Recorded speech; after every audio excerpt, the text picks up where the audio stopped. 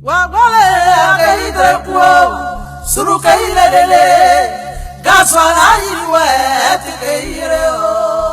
avoir foi en ce qu'on fait. Moi, j'ai une foi en l'Afrique. C'est tout. Et je fais ce qui me semble bon pour l'Afrique. C'est ça que je fais. Le reste, c'est pas important. J'ai dit souvent à mes collaborateurs que celui qui veut être riche, il ne faut pas qu'il vienne faire la politique. Si quelqu'un fait la politique et qu'il devient riche, c'est qu'il est voleur. La politique n'est pas là pour enrichir les gens. En politique, on te donne les moyens pour que tu vives correctement, mais il y a un travail à faire. Si celui qui veut être riche, il fait des affaires. Il ne devient pas professeur, il ne devient pas journaliste, il ne devient pas caméraman, il ne devient pas homme politique. C'est pas des métiers où on devient riche, ça. C'est pas des métiers où on devient riche. Ça, c'est la première leçon que je voulais tirer. La deuxième leçon, c'est que tu peux partir de zéro et tu peux arriver au sommet, pourvu que tu saches dès le départ où tu veux aller et que tu prennes les moyens pour arriver où tu veux arriver. Je me rappelle toujours d'une discussion que j'avais avec mes amis au lycée classique. On était un certain nombre qui voulions devenir président. Chacun dit va devenir président. Et il y en a un qui m'a dit, moi je vais d'abord faire les affaires, parce que sans argent on ne peut pas faire la politique, on ne peut pas devenir président. Et je lui ai dit, moi, c'est parce que je ne vais pas faire les affaires, que je vais être pauvre, que je vais avoir les mains propres et que je vais devenir président. Aujourd'hui, mon ami, il a eu beaucoup d'argent, effectivement. Il a beaucoup d'argent, mais il n'est jamais devenu président. Il n'a jamais même été candidat. Voilà, il n'a jamais été candidat. C'est-à-dire qu'il faut savoir ce que tu veux longtemps à l'avance. C'est-à-dire qu'il ne faut pas découvrir les situations de façon opportuniste. Il faut savoir ce que tu veux être, ce que tu veux faire. Et tu te traces ta ligne de conduite. Donc tout ce que tu fais dans la vie, moi j'ai fait histoire pour devenir président. Sinon, la bourse qu'on m'a donnée pour aller en France, c'était pour faire professeur de latin et grec. Quand j'ai commencé vraiment à militer, je me suis rendu compte qu'il me manquait l'histoire de l'Afrique pour poursuivre ma route. J'ai changé. J'ai changé.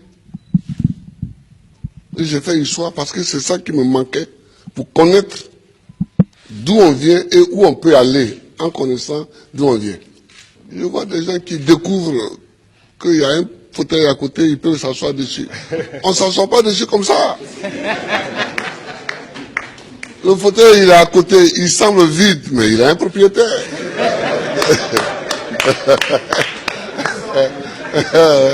Il a un propriétaire. C'est quand tu veux t'asseoir dessus que tu te rends compte qu'il a un propriétaire. Et le propriétaire, il faut savoir que le propriétaire du fauteuil présidentiel, c'est le peuple. Il faut toujours savoir ça, que c'est le peuple. Tu as beau être ce que tu es, si tu ne sais pas que c'est le peuple, et que tu ne te conduis pas en conséquence, tu ne peux pas t'asseoir dessus. C'est tout ça que moi j'ai envie que les Africains sachent. Et puis, il faut aimer son pays, il faut aimer l'Afrique. Le président Laurent Gbagbo a aussi donné le sens de son combat pour l'émancipation et la dignité des Africains qui ont aussi droit, selon lui, à vivre heureux dans leur pays, qui regorge des richesses inestimables. L'Afrique est une terre qui a subi tellement d'épreuves. Je ne sais pas si dans le monde, il y en a qui ont subi autant d'épreuves que nous. Les Juifs aussi ont subi beaucoup d'épreuves. Mais nous, les Noirs africains, tout le monde s'est assis sur nous. Esclaves. Esclaves de maison. Esclaves de la traite négrière. Colonisés. Torturés culturellement. Parlant les langues des autres. Tout ça. décoloniser. Mais nous, on a des grands combats à mener. Et les grands combats que nous avons à mener, ce n'est pas pour se venger des gens, c'est pour au moins être homme aussi, comme les autres. C'est ça qu'on appelle la dignité. Que quand tu passes, il faut qu'on sache au moins que c'est un homme qui passe. C'est tout. C'est tout ce que nous voulons. C'est tout ce que nous recherchons. On ne cherche pas à dominer ceux qui nous ont dominés hier, à nous venger d'eux, à faire ceci. Non, non, non. On veut qu'on reconnaisse que nous sommes des hommes au même titre que les autres. Mais ça, si nous-mêmes, on ne prend pas les moyens, qu'on est toujours chez eux en train de mendier, et que les gens, même, tu vas mettre l'argent chez eux en achetant les bâtiments, et puis eux-mêmes, ils te dénoncent. Que voilà un voleur. Comment? Je vous amène l'argent, vous me dénoncez. Mais je vous amènerai rien. Ah oui, moi quand je vois des chefs d'État africains qui sont dénoncés en Europe, parce qu'ils ont investi en Europe, ça me fait pitié pour l'Afrique. Ça me fait pitié pour l'Afrique. Ça me fait pitié pour l'Afrique. Non, oh, il ne faut pas faire pitié.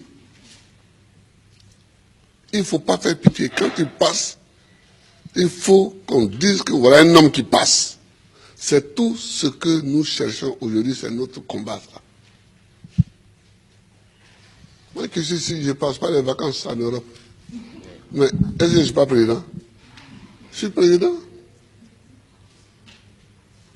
Si je mets mon pied sur un sol européen, c'est qu'il y a une réunion à laquelle je dois participer pour que la Côte d'Ivoire gagne quelque chose. Sinon, je cherche quoi chez les autres? Je ne cherche pas quelque chose chez les autres.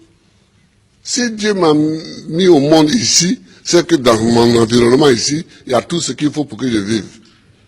Mon combat, c'est pour la dignité. C'est pour la dignité. C'est pour que nous effacions tous les siècles passés, les traces de tous les siècles passés, les traces de l'esclavage, les traces de la colonisation, les traces du pillage, les traces du travail forcé, les traces de la chicote. C'est pour qu'on efface tout ça.